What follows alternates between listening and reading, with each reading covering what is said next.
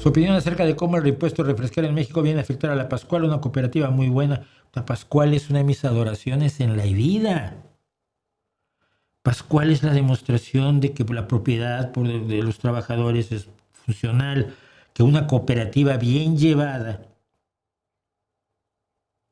es una empresa viable, productiva, innovadora, capaz de todo lo que son capaces las empresas de un CEO millonario o de una junta de accionistas brillantes o de un creador maravilloso. Les importa un pito. Pero ¿tú crees que no hay sindicalistas de pro en la Cuarta Transformación?